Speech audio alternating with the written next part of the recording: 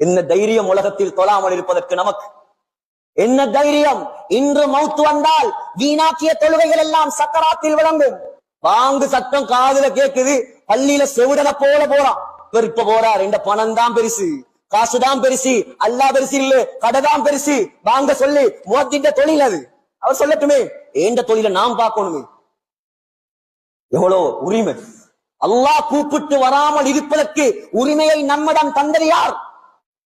எல்லாரும் சொன்னாங்க, ஒரு அசர் தொழுகை யாருக்காவது வேண்டும் என்று தப்பி போனால் அவன் குடும்பமும் சொத்தும் அழிஞ்சி நாசமாகுவதை விட பயங்கரமான ஒரு அசர் தொழுகை. நபியுடைய வார்த்தை. யோசிச்சுவார், எத்தனை அசருங்க, எத்தனை லுகரு, எத்தனை சுபகு. சிலாக்கள் சுபக கண்ணால கண்டதே கிடையாது. எலும்புறதே 10 மணிக்கு, நல்லா படுபடுன்னு படுத்து எலும்புறது 10 மணிக்கு கடைக்கு போறது. வாழ்க்கையில சுபகம் நிக்க மாட்டார். ட்ரிப் போறதாக இருந்தா 4 மணிக்கு எழுப்பிட்டு உமாவின் பாப்பா எழுப்பாட்டான்.